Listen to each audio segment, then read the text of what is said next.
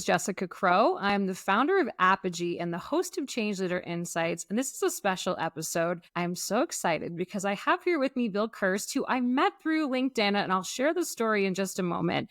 But a little bit about him. So Bill Kirst is an author, poet, podcast host, tech leader, and one of LinkedIn's top thought leadership voices on change management. And I believe that. And I know that to be true because I shared a post, I don't know, a couple months ago, and was sharing that I was stumped on a podcast that I was on. And the reason was the guest, or the host rather, had asked me, hey, do you have examples of when change management has gone well, or companies that have done change well? And I had some ideas of companies that have gone through transformations and succeeded. But when we really talked about that, that experience, that employee experience, that stakeholder experience, I wasn't completely certain. And then Bill commented on my post, reached out and was like, I actually have a great example. So I wanted to be able to share this with the world because we need more positive examples. We need more studies on when change management happens in an organization, when change goes well. So before we get to that story, Bill, thank you again for reaching out, for making that connection, and for sharing your story today. But can you tell everyone a little bit more about who you are, how you got to where you are, and then we'll get into this great use case of change management going right versus not. Sure. Yeah. Thank you, Jessica, for the warm welcome and the opportunity to join you today. Yeah, as you mentioned, I've been leading change for somewhere between 20, 25 years. And in my career, I've worked in all sorts of industries: consulting, higher ed, nonprofit, now high tech. And I've had the opportunity to really focus on the people side of change. So there's a tremendous amount of technology and process and policy that comes across our desks every day. But the unique part of my job for so many years is I've been able to focus on the people, focus on the humans, focus on the hearts, because what we do is we change hearts and minds. And it usually starts with changing the hearts, not so much the minds. So it's been a journey. And I make it a point to share a lot of the good, the bad, and the otherwise. Leading change is not for the faint of heart. It's very much a team sport. And I've kind of been driven by it my entire life. I grew up and had a lot of change growing up, moved around the world. I was in the military for 12 years. So I don't really know a world that hasn't had a lot of change in it. And as a result, I find it kind of an honor and a gift to be able to work alongside people and usher them through change. So that's what got me to where I'm at today. And I'm excited to connect with you and share some stories. And I'm really glad you posted that question on LinkedIn. I mean, I think one of the things that we're lacking a little bit on LinkedIn these days is the authentic, genuine engagement. So much of it, I feel, has been taken over by automation and AI and things of that nature. So I really like it. And it stood out to me that this is not only a real human, but a real human asking a real question. And so I was honored to answer, and I'm glad we connected. Yeah, me too. Thanks for that. I appreciate the kind words, and I'm glad that resonated because I was truly wondering if there were stories out there, and there was a lot of feedback of people agreeing like, hey, I feel that way too, or I've had that experience of a transformation being successful, but the definition of success was, did we implement the technology? And I don't think that's actually the definition of success that many leaders or organizations would check the box on. So your reply was, I'm not going to say an anomaly, but there are fewer great examples. And I think we have to unpack that a little bit too. But before we do that, let's talk about this use case. Let's talk about this experience you had where you had a client, a company that you were working with, and how started the experience, how you started the engagement, and what led to that experience of the change going really well. Not just they did it, they completed the initiative, but it was a great experience for the people that were involved. Yeah, I'm honored to share because it's a group of people that I really enjoyed working with. It was in my consulting days. So I was overseeing 2 clients at the time. And interestingly, both of those clients were in an area called agricultural lending. So those that probably know financial services, and I worked in financial services for a long time, it's a unique part of that industry because it's lending and financial services, but specifically for agricultural partners or those that have farms. And it's a unique it's a unique segment and market. And I encourage people to look into that, because one of the things I learned along the journey with them was there's so much that we don't understand about how even food gets from a farm to our table and how much goes into it, and how there's this ecosystem within a microeconomy, within a microeconomy, within a microeconomy. And so the two clients I was working with at the time were both going through large financial and technology transformation. They were changing out their systems about how they measure revenue, how they do sales, how they connect with customers. Mm. And these customers could be everyone from a small farm to a large farm, to those that actually build the equipment that people use on farms, those that harvest the seeds that grow things. And so it really was kind of a fascinating ecosystem.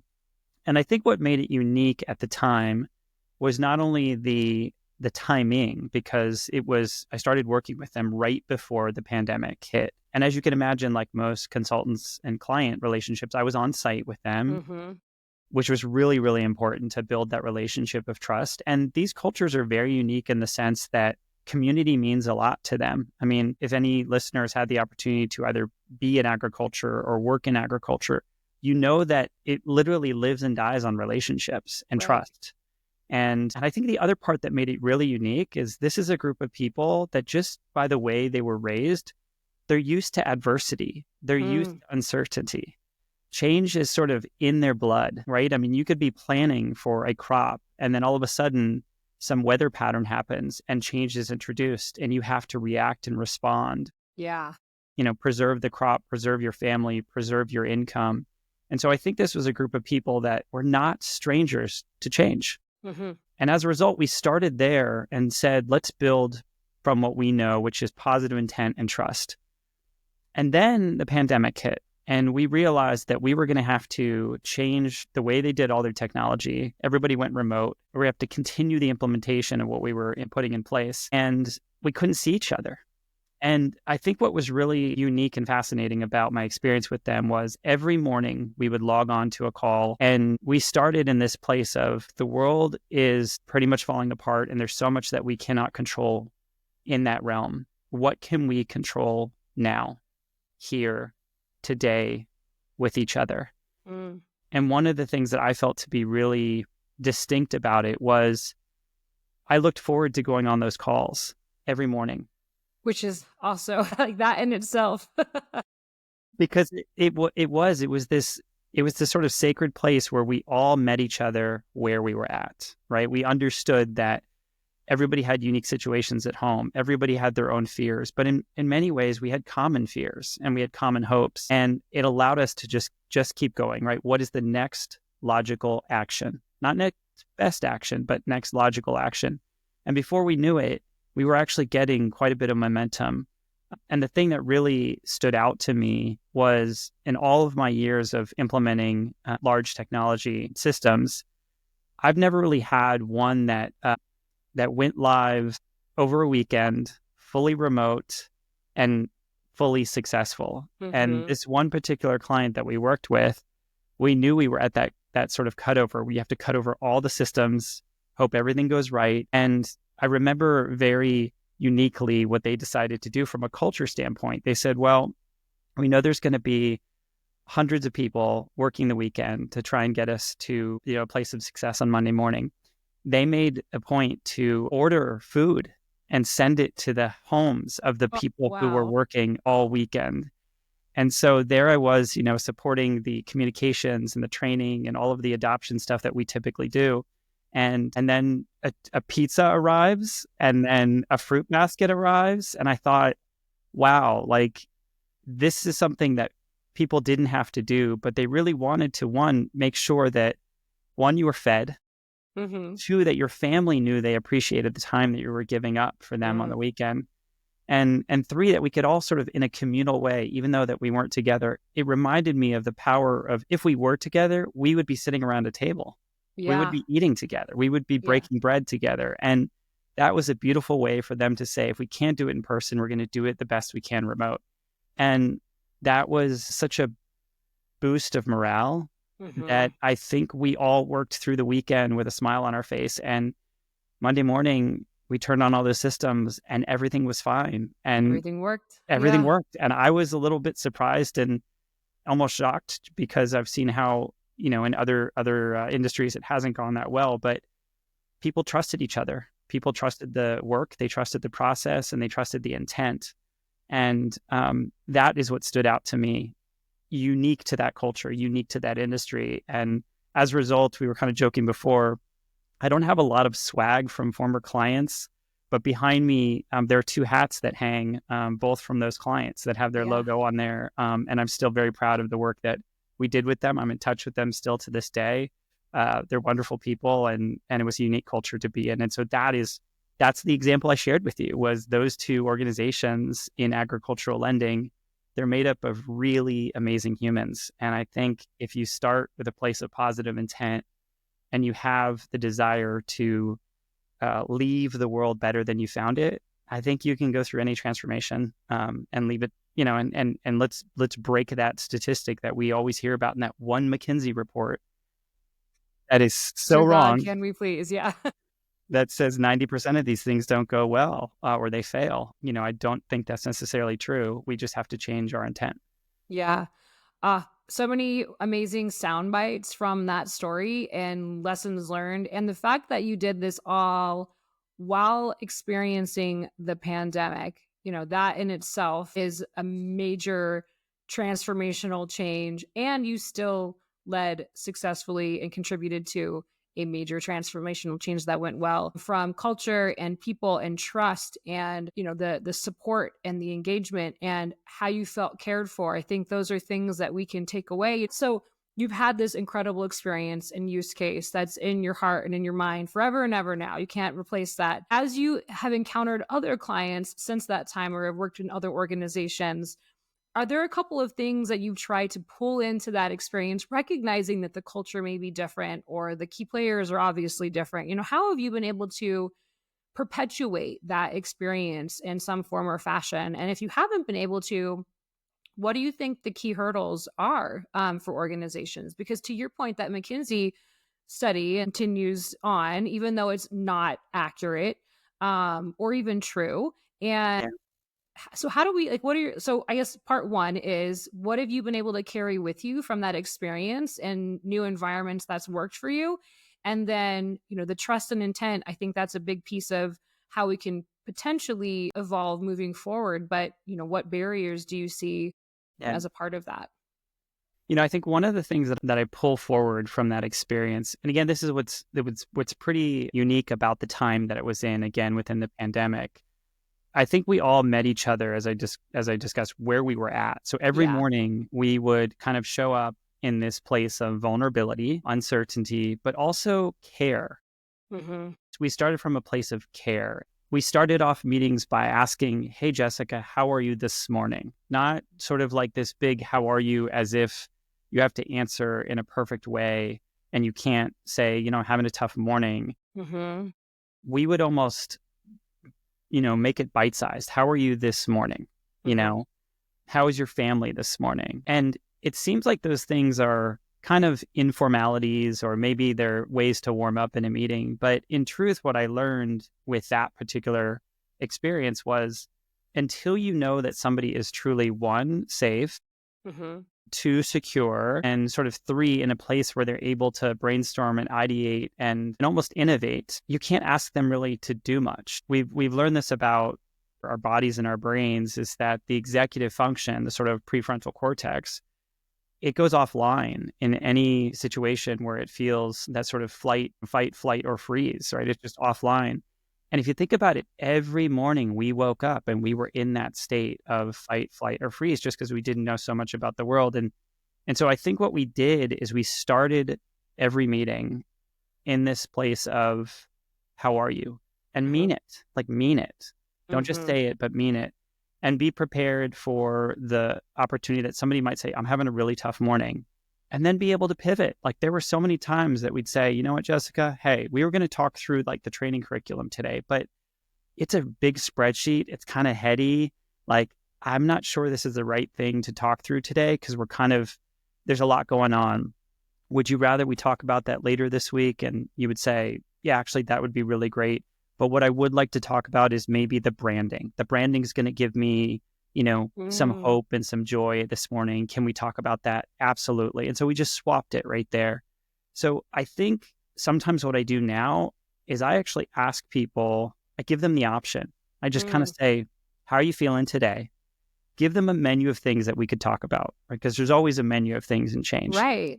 And let them pick, right? We still have to get through it, but like let them pick and let them be honest about the level of maybe depletion they have or the desire for creativity. They could be feeling that, right? I want to be really creative today. Or in some cases, they'll say things like, hey, I had to make a ton of decisions on the last steerco call or governance call. I don't want to make any decisions. Can we just brainstorm? Absolutely, no problem. Or vice versa. I just came from this meeting where no decisions were made. I'd like to make a decision. Great. Let's make a decision. So if you can give that menu to people that allows them to not only get things done, but also nourish. Yeah. It's amazing. Wow. You look down and you've got so much done along the way. And I think the other part of it is that we have to remember that beyond these screens, way beyond these microphones, we're humans. And if we can understand each other in a more humane way, I think it helps with all the work. So asking someone how they are and meaning it and being open to the response and graceful, right? Grace is a wonderful word. I think we introduced a lot of grace during that time. I fear that we've forgotten a little bit of that since we've snapped back into old habits, but wherever possible, I introduce grace in any meeting, any engagement I can, because I feel like it's just a down payment on trust. Yeah. Oh, wow. And what you just described too is very accessible. I mean, you're not, the recommendations anyone can do. It just takes thought and intention and doing it. And that ends up being the hard part. I mean, you mentioned we may have lost some of that potential for caring, or, some of it has to do with time, desire to get things done and an agenda, but we lose everything that you're describing actually in the way that I'm hearing you say it and how I'm seeing it play out based on what you've described is that you're aligning with the energy that's happening in that space. And that is where you're going to find the productivity, is when you're meeting that energy with what needs to happen. So I love asking and showing true caring. I love the idea of providing options to align with that energy. And those are very accessible, and that creating that foundation of trust. I do think that is missing in a lot of organizations, kind of pivoting to the idea of barriers. Aside from the obvious, what might be what else is getting in our way, right? Like, why can't we do this consistently in every experience that we have? I think our calendars are getting in our way. I'll be very honest and very frank. Our calendars are leading us. We're not leading our calendars. And I think it requires a bit of courage to be able to decline something for the right reasons, to say, I'm going to trust my team to take that meeting and then let me know what I need to know. Or in some cases, I now follow a lot of meetings. So in Outlook, you have the feature to follow, which means I'm not going to be at the meeting, but if the meeting is recorded, I'll get the notes, I'll get the summaries and all of that. Similarly, I think AI is getting in our way. I am very concerned about the fact that AI has been introduced, and yes, it does the note summary, and yes, it does the action items and all of that. But the part that I am concerned about is if I have a question, I rely on the AI summary notes to answer that question. And what is missing, Jessica, is context. Totally. And I've seen it happen now a number of times where the meeting notes just sort of get copied and pasted into a chat, lacking all of that context. It may provide you an answer. It doesn't provide you the answer. And so now I may be looking at it saying, well, I did have a question for Jessica, but these notes were pasted in there, and it sort of answers part of the question, but I have another question. Like, I'm more interested in the question that comes after the question, or the question that comes after you've answered the question. And unintentionally, that all feels shut down now. Because of, yeah. And it's so check out the notes. Check out the notes, right? Go listen to the recording, check out the notes, listen to it on 1x speed. All of that's fine, but if it's actually taking the chance away from me of picking up the phone and talking to you or talking to a peer, to me, that's detrimental. And I know that people will say things every day they'll say, well, I didn't want to bother you. Mm. And I hear other leaders saying things like, just pick up the phone, right? And it's a little tough to do in Teams or Zoom or whatnot, but you can still do it. It's getting easier. But everybody feels like, I have to put a meeting on his calendar to talk to him. No, you don't. Like, just hit the little phone button. And if I can answer, I can answer. If I can't, I can't. I've also done small things to, again, lessen these barriers, break down these barriers. I'll just record like a 1-minute video and I'll send it across the chat and say, hey, Jessica, hope you're doing well. I had a couple questions. It's harder to put this in text or type it in an email, and you're going to miss Yeah. all the nuance and context and Yeah. facial expressions and body language. So I'm just going to ask this, and here's what I was thinking, and over to you it goes. And you watch it and you feel like we've actually had a conversation. It feels more of a connection. And then that allows you to approach the question or the challenge differently. Just small things like that, I feel, can be an opportunity to break down those barriers. And then the last thing I'll say here is these barriers will never solve themselves. We Right. have to get creative. We have to get consistent, and we have to get clear. Because if we just sort of in a passive way say, well, I'll let the culture person take care of it, it's going to be far too late. Yeah. Yeah. That in particular, I mean, I think that, what you were going back to your original use case with the agricultural, the farm ag, the fact that community and relationships were such a big part. And what you're describing here is meetings are getting in the way.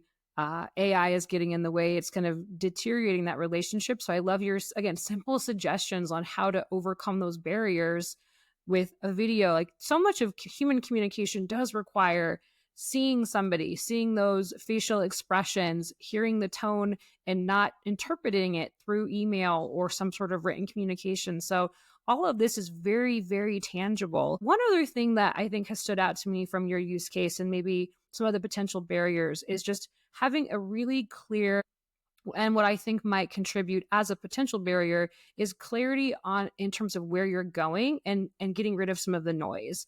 And it sounded like from your use case that everyone understood the objective and everyone was working towards that objective. And in the workplace, in today's workplace, and probably for decades now, there's a lot of competing priorities and competing objectives. And so I don't think we're doing ourselves any favors there either, right? When we've got this major transformation underway or maybe multiple at the same time.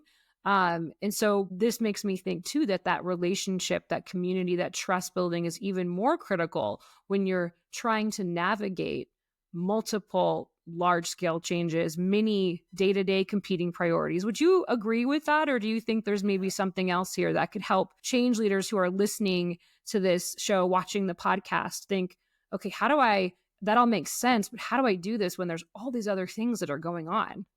Yeah, I would. So first and foremost, I appreciate you naming that, which is there's so many competing priorities. And, digital transformation is something that people talk about, have been talking about for decades now. I think what's changed over time is we just keep putting more inside that bucket. So Yeah. it hasn't slowed down, it's grown. But what it makes it different is there's just more bifurcation of what's inside there.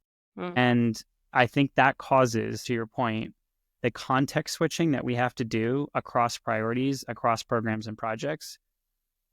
I'm not going to say it lightly, it's killing us. Mm-hmm. It's literally atrophying our brain Mm-hmm. because we're constantly having to switch in the middle of something, chase this firefly, chase that firefly, whatever it is, just chase the thing that's coming across our screen. And what you're left with is a sense of, I didn't accomplish anything. Mm-hmm. When in fact, you probably did a little bit of everything, but you're left with a sense of, I didn't do anything. And that is a very, very debilitating experience and feeling and emotion, and it compounds loneliness. And that's where I feel like the workplace, I believe, has more of an obligation to do exactly what you talked about, which is set the vision. So if, Brene Brown has talked about this before, clear is kind, unclear is unkind.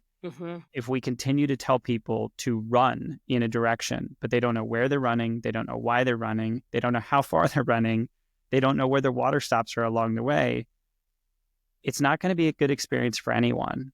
And at some point, the leader is going to be at the finish line and say, where is everybody? Well, Right. that's not how you motivate a group of people to do anything. If you climb a mountain and you happen to be the leader at the top of the mountain, you have a wider aperture. You can see what's coming. You can see in the distance. It is your duty to echo that down the mountain and tell people, hey, inclement weather's coming, bundle up. Or, Right. hey, I'm throwing you down some supplies. It's going to get windy. Hold on, right? That's your duty as a leader. And again, going back to the calendars are leading us, we're not leading our calendars. In the absence of carving out time to do that, what ends up happening is leaders say, I had the intention of telling Jessica this was happening, but I just didn't get around to it. Mm-hmm. Doesn't mean that leader's a bad person. It just means they got really busy. But regardless, Jessica felt overlooked. Mm-hmm. Jessica felt left out. And Jessica is the one carrying the burden of those feelings. And what that creates is animosity. Yeah. And that debilitates trust. So I appreciate you calling that out, because that's the reality of where organizations are right now. And I would encourage leaders to look, yeah, go stand at the top of the mountain, but work on your echo, work on your call, work on your ability to bring people along, set that vision, and understand that we have to recast that many times. You'll have to paint that picture many times. Yeah. And that's just because we're going through so much change as individuals. Yeah. Wow. I really love how you kind of walked us through that. And it makes it very clear that leadership is a responsibility. And, what you're describing, I think, is a mindset shift too, and a different way of leading that maybe we've also gotten away from over the years. Because to your point, people are super busy. They just aren't thinking about it. It's not necessarily that they're a bad leader, but they haven't been intentional with their leadership and understood that responsibility. And I think, for better or worse, there's a lot of leaders who believe that if the team needs them, then they'll make that ask. If, they see the responsibility of the people that are on the team to bring that forward. And that doesn't happen often, because for a lot of different reasons. So what you're saying is, regardless of whatever those reasons are, that we need to, as leaders in an organization, get better at our echo. I love that. I want to soundbite that, because that is such an important takeaway from this. And I can see how all of the actions that you took with your original use case to working with your clients that you have now, they're lucky to have you on the team and be in that leadership role for them. And I have no doubt that they are seeing the benefit of the insights, perspective, and also just the heart that you have for this. That is so abundantly clear. And just being able to talk to you about this gives me motivation and inspiration to go try things in a different way, or keep trying the same things, but have a different, a fresh perspective on how to approach it. So, Bill, I'm so glad, again, so glad that you reached out, that we have this special episode to share with people. And I hope that, just like me, people who are listening and watching feel inspired, feel hopeful, feel responsible, and recognize that there is a better way forward. There is a way to experience transformation and bring people along and feel that sense of ownership. And then also do it all on time and within budget, and it's still successful. So you Right. have been just so helpful in that regard, and sharing how to go about this. I appreciate it. Is there any last words of wisdom for people who are tuning in? If people want to follow your work, I know you, in your podcast, how can they find you, follow you, all the things? Absolutely. I appreciate that. Yeah, well, certainly, last words of wisdom I would say is storytelling is a really powerful medium. And when it comes to change, this is how humans change, right? The power of storytelling. And so one thing I've done is I started this podcast almost a decade ago. I just released the 150th episode. So if people want to go back and listen to the stories of individuals going through change and evolving and growing, and many of them have had very successful stories to share, feel free to go and listen to the Coffee and Change podcast. It's on all your favorite podcast platforms. I'm also on LinkedIn, so feel free to reach out. I do post and write there quite a bit. I write a lot on Substack now, probably more like creative writing and poetry that I put there. There's definitely a number of ways to get in touch with me, but I encourage people to reach out and share your story, right? That's part of the echo. That's why I love the opportunity to share with you today. I believe I was called to this work to lessen loneliness in the world. I know, and we think a lot about the accolades, the certificates, even the methodologies, but it's really not about that for me. For me, it's about lessening loneliness in the world, because if people are less lonely, then I believe they can take their next step and change whatever that is. Oh my gosh. That's how we're Yeah. wired. Yeah. Oh, I love that. I love that. You're fantastic. Bill, thank you so much for sharing your light and wisdom with the Change Leader Insights community. I have subscribed to Coffee and Change. I'm going to go find you on Substack, and we're already connected on LinkedIn. So check. But I'll include that information in the show notes. Thank you again for your time. Keep doing the great work that you're doing and keep in touch. Thanks again. Thanks so much, Jessica. I appreciate the time.